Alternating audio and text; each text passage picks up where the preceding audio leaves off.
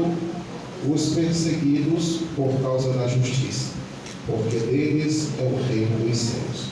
Bem-aventurados são vocês, quando por minha causa os insultarem e os perseguirem, e mentindo disserem todo o mal contra vocês. Alegrem-se e exaltem, porque é grande a sua recompensa nos céus.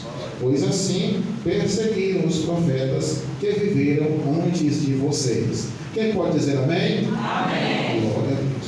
Meus amados irmãos, esse texto sagrado, ele é o Sermão da Montanha. E o que me chama a atenção é que esse Sermão da Montanha, ele é muito rico. Todas as vezes que nós queremos receber uma palavra da parte de Deus, devemos voltar a este Sermão da Montanha. Porque o Sermão da Montanha é Deus falando, é Cristo orientando os seus apóstolos e a sua igreja. E eu acho lindo, já no final do Sermão da Montanha, quando ele fala em Mateus 7,24, quando ele diz: pois todo aquele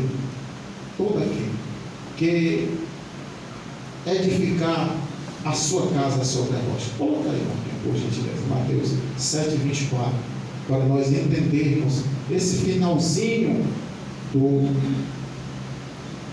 Sermão da Montanha. Diz assim: todo aquele, pois, que ouve estas minhas palavras e as pratica, será comparado a um homem prudente que construiu a sua casa sobre a rocha. Isso é um ensinamento de Cristo no final do Sermão da Montanha. Ele diz que é todo aquele que ouve a palavra dele e pratica. O importante não é só ouvir. O importante é nós praticarmos. Já dizia o pastor Teosdécio de Saudosa, ele disse que tem crente que tem ouvido de urubu. E eu, meu Deus, que negócio é esse ouvido de urubu? Aí eu entendi que o ouvido de urubu, ele é furado por um buraco que por outro. Então, existem pessoas crentes que escutam, mas passa por dentro da cabeça e ele não pratica nada. Mas a prática do Evangelho é que vai definir o seu caráter de cristão nesta caminhada. O que você é hoje é o que você praticou ontem. O que você vai ser amanhã vai ser o que você está praticando hoje. Existem pessoas que praticam muito a raiva. Eu estou irado, eu estou com raiva, eu estou indignado. Então, quanto mais você pratica a raiva, mais você vai ficar irado. Tem gente que pratica a mentira. E aí, quanto mais você pratica, mais você vai ficando mentiroso de carteirinha. Tem gente que pratica a preguiça, É um camarada que nem se mexe, e todo dia ele está praticando aquilo. Então, tudo que você pratica vai definir o seu caráter e aquilo que você quer para a sua vida. Então, Jesus Cristo diz que todo aquele que ouve as palavras dele e as pratica, ele assemelha a um homem prudente que edificou a sua casa sobre a rocha. Então, meus irmãos, nós devemos praticar aquilo que é bom, aquilo que é agradável ao Senhor. Preste atenção no que você está praticando. Tem gente que pratica só reclamação. Reclama de tudo. Se está chovendo, reclama. Se está fazendo show, reclama. Se a casa tem goteira, reclama. Se não tem nenhuma goteira, reclama. Se vem para a igreja, reclama. Se não vem para a igreja, reclama. Vive praticando murmuração e reclamação. Então, você vai continuar igual a cantiga da perua, de pior para pior. Porque você está praticando só reclamação. Então você vai ser aquilo que você está praticando. Tenha muito cuidado naquilo que você está praticando, tá bom? Então, isso é um ensinamento interessante de Jesus. Eu acho lindo esse ensinamento. E na sequência, nós vamos ver, eu já quero o auxílio do meu amigo Martim, outro ensinamento de Jesus, estou falando dele de uma forma introdutória, para que a gente possa entender. Mateus 18, do versículo 1 ao 5. Mateus capítulo 18, do versículo 1 ao 5, nós vamos ver outro ensinamento riquíssimo da parte do Senhor, que nos diz assim a palavra de Deus. Naquela hora, os discípulos se aproximaram de Jesus e perguntaram: quem é o maior no reino dos céus? Jesus, chamando uma criança, colocou no meio deles e disse: em verdade lhes digo, se vocês não se converterem e não se tornarem como uma criança, de maneira nenhuma entrarão no reino dos céus. Versículo 4. Portanto, aquele que se humilhar como esta criança, esse é o maior no reino dos céus. Versículo 5 e último. E quem receber uma criança tal como esta, em meu nome, a mim ele recebe. Amém, meus irmãos? Então, o ensinamento de Cristo em sequência, em Mateus 18, nós vamos ver que ele pega uma criança. Isso é um ensinamento para as nossas vidas. Porque a criança, ela é de uma pureza incomparável. Uma criança, ela discute com outra criança, mas logo em seguida eles estão se abraçando. Eu acho lindo isso. Muitos pais às vezes entram nessa onda, e eu aconselho os pais a não entrarem nessa onda. Por quê? As crianças, elas discutem ali, elas se empurram ali e tal, mas logo em seguida elas estão bem, conversando, se abraçando, parece que nada aconteceu. Não é assim, meus irmãos? É assim. E às vezes os pais querem entrar na briga das crianças inocentes e fica pai intrigado, irmão com irmão intrigado dentro da igreja. Meus irmãos, digam assim: está repreendido em nome de Jesus. Pronto, meus irmãos. Então, Cristo pega uma criança, levanta essa criança e diz que aquele que quer ser discípulo dele, estou colocando as minhas palavras, tem que se comparar a uma criança dessa, da capacidade de perdoar, de abençoar, de pureza, de paz, de tranquilidade. Meus irmãos, a criança, ou seja, as crianças são os nossos melhores professores. Nós aprendemos muito com as crianças, e Cristo nos dá o exemplo disso. Então nós, irmãos, nós crentes, não é para nós ficarmos com raiva do irmão, ou com raiva do irmão. O nosso dever como crente é aprender essa lição de Jesus, é ter um coração voltado para o perdão. Se o irmão te ofendeu, se a irmã te ofendeu, perdoe. Às vezes não é necessário, nem muitas vezes, a gente ir até aquela pessoa, porque o perdão não é eu falando, o perdão vai ser as minhas ações, vai ser eu fazendo. Está entendendo, meus irmãos? Às vezes a gente perdoa, mas é da boca para fora.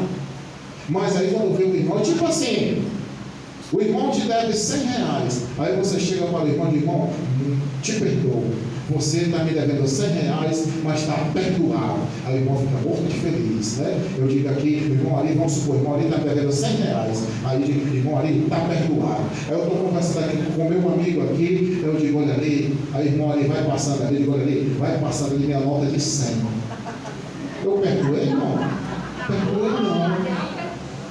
Perdoar não é você esquecer, mas perdoar é você entregar na mão de Deus e esperar o tempo do Senhor, para que Ele venha trabalhar e você possa compreender exatamente essas coisas. Amém, meus irmãos? Então, quando eu vou um pouco mais à frente, eu vejo um ensinamento interessante, e aqui eu já começo a entrar na mensagem propriamente dita, porque Lucas, capítulo de número 3, versículo 12 até o 14. Lucas, capítulo de número 3, versículo 12 até o 14, nos diz assim a palavra do Senhor. Também, alguns publicanos chegaram para ser batizados e perguntaram a João: Mestre, o que devemos fazer? Ele respondeu: não cobrem mais do que o estipulado. Versículo de número 14. Também soldados lhe perguntaram: e nós, o que devemos fazer? E ele lhes disse: não seja precipitados, não façam denúncias falsas, e contentem-se com o salário que vocês recebem. Quem pode dizer amém? Amém. Aqui, meus irmãos, segundo os historiadores, no meio desses publicanos estava Mateus, porque Mateus, ele era um cobrador de imposto. Mateus, ele era odiado duas vezes. Primeiro, porque ele era cobrador de imposto. Todo cobrador de imposto, ele era odiado. E segundo, porque ele era judeu e ficava cobrando impostos dos judeus. Então Mateus era odiado duas vezes, e nessa ocasião, segundo a história, Mateus estava presente junto com aqueles soldados, e João Batista diz isso para Mateus, que Mateus deveria agir desta maneira, deveria cobrar os impostos, mas ser um imposto justo. E os soldados se contentarem com o seu soldo, com o seu salário, com aquilo que eles ganham. Então, meus irmãos, isso é um ensinamento importante para nós que estamos aqui esta noite. E olha que eu não entrei ainda na mensagem propriamente dita, mas é um ensinamento importante. Por quê? Porque se tem uma coisa que muitas vezes nos sufoca, é exatamente o salário que nós ganhamos. Porque todos nós já passamos por isso. Eu não sei se foi só eu, mas eu creio que os irmãos também passaram, né? A gente sempre, às vezes, gasta mais do que aquilo que a gente ganha.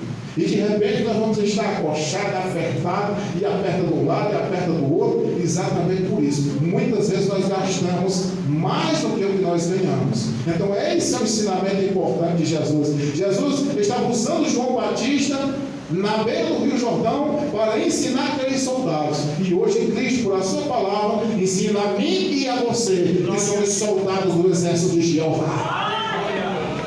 Então, meus irmãos, aí, voltando aqui para o texto que nós lemos, que são as bem-aventuranças, e aqui foi onde Deus me entregou a mensagem, que são 8 ensinos de Jesus, 8 ensinos de Cristo, para a minha vida e para a sua vida que estamos aqui esta noite. Meus amados irmãos, esses ensinos, eles são padrões que são completamente opostos ao padrão humano.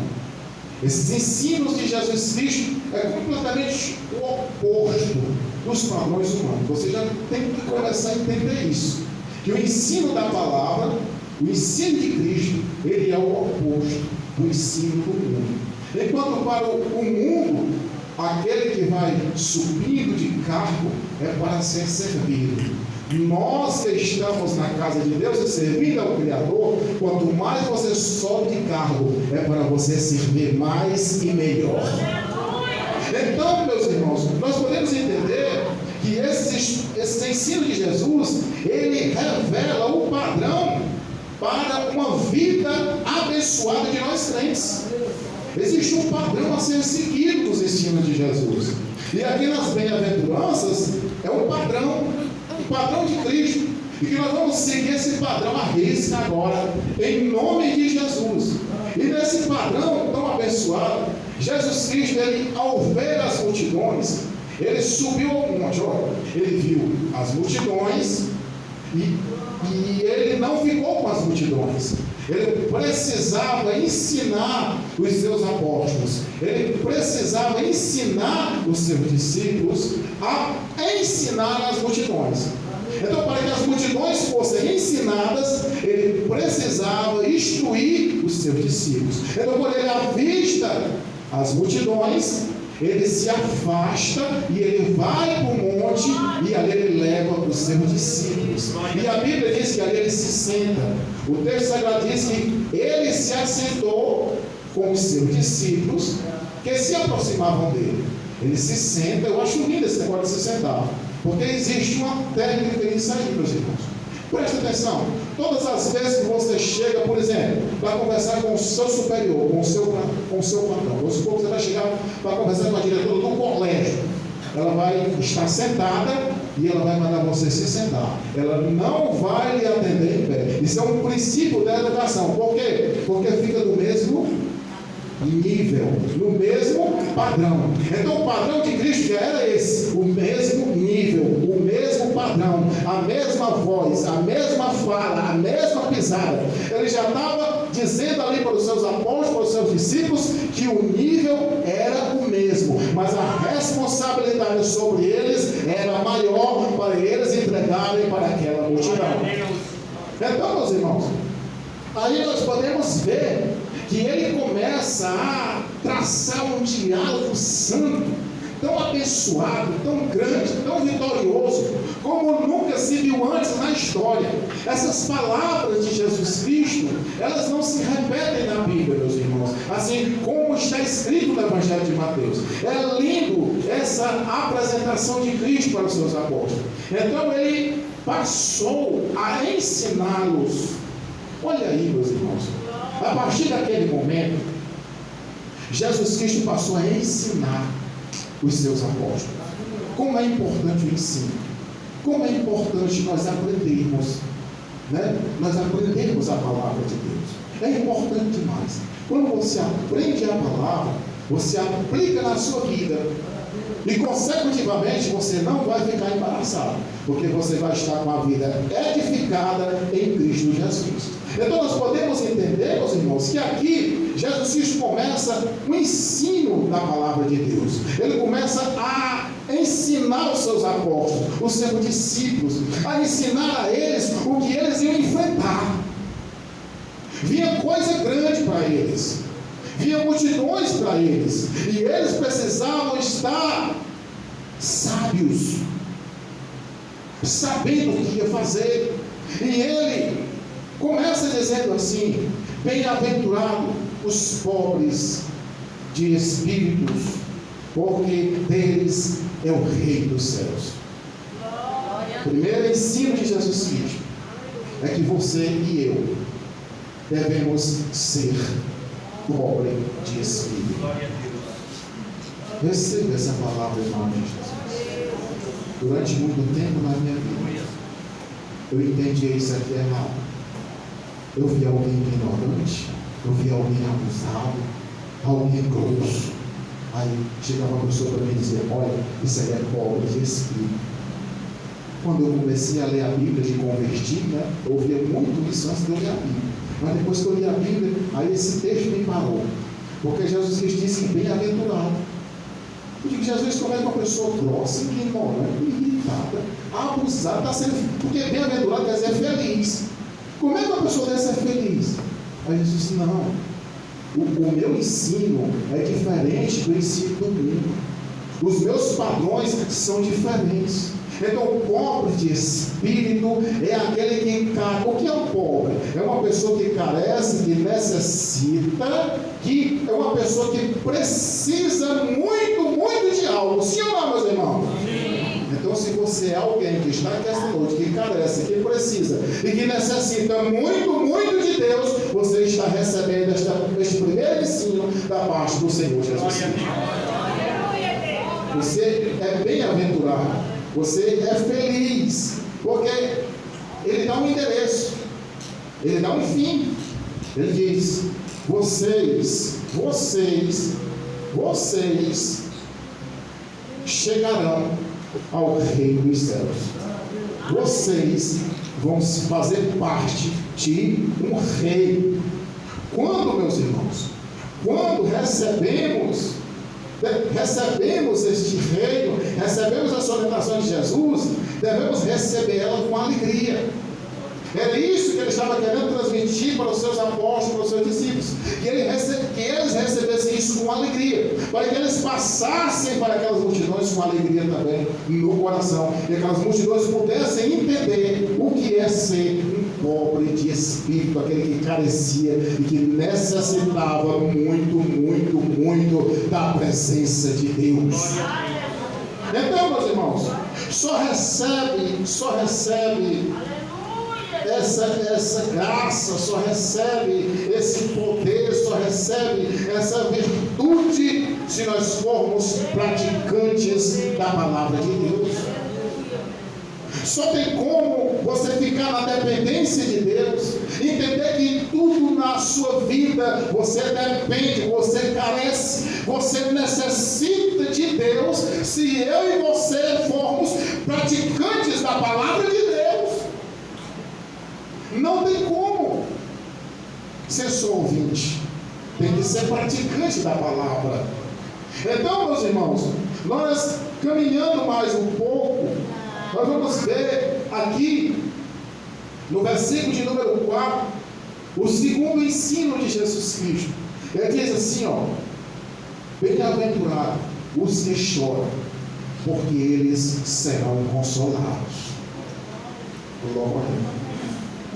Meus irmãos, este ensino é para os que são consolados pelo Senhor.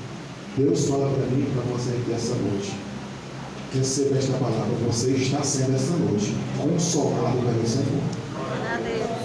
Deus está trazendo um consolo para você. Deus está trazendo uma resposta para a sua vida. Deus está trazendo um consolo para mim e para você aqui esta noite. E eu acho interessante demais o que diz o salmista no Salmo 30, versículo 5. Ele diz: o choro pode durar uma noite, mas a alegria vem ao amanhecer. Acho lindo, porque o choro, todos nós choramos por alguma coisa ou em algum momento, mas depois o choro acaba. Sempre depois do choro vem uma alegria para nós, meus irmãos. Sempre diante de uma luta e de uma batalha, sempre diante de uma guerra, vem uma vitória depois. E quanto maior a guerra, maior a vitória. Quanto maior a batalha que você passa e que eu passo, maior é a vitória que Deus tem para te entregar. Maior é o que Deus fez contigo depois da luta. Mas primeiro Ele manda a luta. Primeiro Ele permite a luta. Primeiro Ele permite o choro, para que depois Ele venha dar o consolo. Meus amados irmãos, aí o Espírito Santo me levou ao livro de Neemias 8 e 10, que quando Neemias diz assim: a alegria do Senhor é a minha força. Na hora da tristeza, na hora do choro, lembre-se de Neemias. Lembre-se desse versículo de Neemias 8 e 10. A alegria do Senhor é a sua força.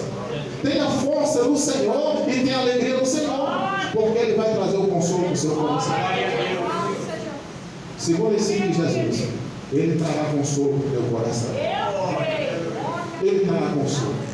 Diante de qualquer situação que você está enfrentando, ou que você vai enfrentar, Cristo vai te dar o consolo. Era isso que Ele estava ensinando aos seus apóstolos. Que eles iam enfrentar situações difíceis. Eles iam sofrer, eles iam chorar, mas Ele, Cristo, ia lhe dar o consolo. Então é importante nós sabermos isso, que nós passamos por dores, nós passamos por dificuldades, mas o Senhor manda o consolo. Ele manda a resposta, Ele manda a vitória, Ele manda a bênção. E geralmente quando isso é para acontecer na minha vida e na tua vida, tem um levante. Quando é para acontecer algo bom e maravilhoso, tem um negócio assim primeiro. Mas é só para provar a nossa fé, para saber se nós estamos com a fé na rocha, que é Cristo Jesus. Meus amados irmãos, aí nós vamos mais adiante para o terceiro ensino de Jesus. O terceiro ensino de Jesus está aqui no versículo de número 5, quando ele diz assim: olha aí, bem-aventurados os mansos, porque eles herdarão a terra. Ensino de Jesus Cristo: seja manso, seja mansa, seja manso, não se apavore não, não esquente a cabeça não, seja manso. Terceiro ensino de Jesus, meus irmãos, e ele diz que esses mansos, eles herdarão a terra. Existe para mim e para você uma terra gloriosa esperando por nós. E onde é que está nisso? Apocalipse 20, versículo 1 diz que existe uma terra, um lugar maravilhoso esperando por aqueles que são mansos. Conta a história de uma certa vez, um homem chegou numa cidade, ele era cangaceiro, e quando ele chegou na cidade, o camarada sentado na entrada da cidade, ele disse: onde é que estão os valentes dessa cidade? Aí aquele homem com a bolsa, chapéu de palha na cabeça, saiu caminhando com ele e levou ele lá para o cemitério. Aí os olhos valentes estão tudo morto, né? Rapaz, eu vinha para cá para brigar, mas já que não tem ninguém para brigar comigo, eu vou embora daqui. Então, meus irmãos, o mundo, a terra, ó, são duas terras. A terra aqui que nós estamos vivendo é dos mansos. E a terra lá da glória é dos mansos também. Era isso que Jesus estava dizendo. E parece que tinha uns camaradas que não estavam entendendo, porque Pedro estava com a espada. Era Jesus falando e Pedro com a espada. Mas Jesus não manda Pedro tirar a espada. Jesus conserta Pedro com a espada, meus irmãos.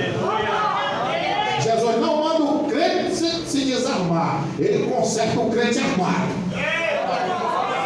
Essa lição assim, crente do trono da glória. Jesus conserta crente armado. Ele está armado ali, peraí, que eu vou pegar ele ali e vou dar a resposta. Peraí, que é hoje. Aí Jesus de repente, aquela pessoa chega lá na nossa frente, aí ele fica desarmado.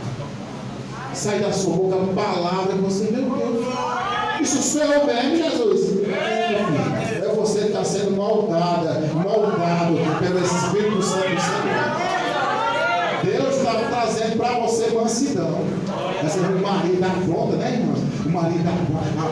Daquele camarada chegar, eu vou preparar aqui um ovo quente aqui para poder comer, queimar até a noite. Esse negócio do ovo quente desceu agora.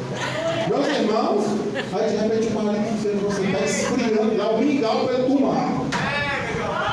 E Jesus, que negócio é esse? Mansidão.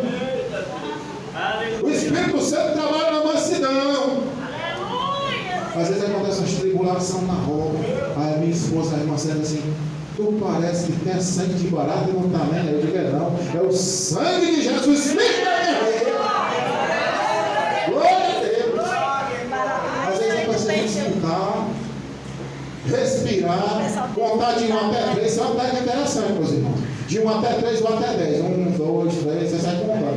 Para poder você responder, você falar alguma coisa. Está entendendo, meus irmãos? Então, o ensino de Jesus Cristo, o terceiro ensino é: seja manso. Seja manso. Tenha calma. Tenha calma. Vamos lá. Vamos lá. Meus irmãos, não é fácil ser manso. Pensa que é fácil? Não é fácil, não. Se fosse fácil, todo mundo era. Todo mundo cumpria a risca esse ensino de Jesus. Quem está ensinando aqui não sou eu, não, meus irmãos. Quem está ensinando é Jesus. Ele diz que feliz, bem-aventurado, me molesta essa palavra. Bem-aventurado significa feliz. Ele diz aqui, vamos trocar a palavra, diz assim: felizes são os mansos, porque eles herdarão a terra. Se você for manso, você vai ser feliz. Você vai ser feliz. Agora, se você for valente, conquistar no interior, você vai arrumar abacaxi para descascar. Você só arruma abacaxi. Você só arruma confusão, porque você está praticando. Lembra a história da prática? Eu li aqueles 3 versículos no começo, foi de propósito mesmo. É a questão da prática. Você vai ser aquilo que você está praticando. Então é preciso nós estarmos bem ligadinhos com Jesus, porque não é fácil ser manso. Tem hora que dá vontade de você arrancar o pescoço. Meu irmão. Mas aí você respira assim: ah, Jesus, se eu fizer isso, você é uma criminosa. Se eu fizer isso, a polícia vai me prender. Você pensa: isso não é você, é o Espírito Santo do Senhor. Quantos por aí entram e caem nestas ciladas? A gente vê aí os programas policiais, o maligno fazendo muitas coisas desse tipo. É exatamente nessa área, meus irmãos. Se tem uma área que nós somos confrontados, é a área da mansidão. Eu tenho que ir mais exemplo para todo mundo perceber. Meus irmãos, agora nós vamos ver aqui, glória a Deus, o 4º ensino de Jesus. Versículo de número 6 diz assim: bem-aventurado os que têm fome e sede de justiça, porque eles serão saciados. Aleluia, glória a Deus. Você tem fome e sede de justiça? Mude a sua oração. Mude a sua oração. Tem gente que ora assim: Senhor, faz a tua vontade. Aí Jesus, não, vou fazer a vontade, vou mandar aqui mais uma provazinha para ela. Mandar mais uma provazinha para ele. Estou fazendo aqui a minha vontade está depois dessa prova. Aí você muda a sua oração. A sua oração vai ser assim: Senhor, faz o teu melhor. Olha a diferença. Senhor, faz o teu melhor para mim. Aí o Senhor, ai Senhor, ela está pedindo o melhor. Então peraí, eu vou adiantar a bênção. Eu vou pegar essa bênção que está aqui depois da prova e vou colocar aqui antes da prova, porque ela está pedindo o melhor. Então Deus, Ele é maravilhoso e detalhista, meus irmãos. Sede de justiça, meus irmãos.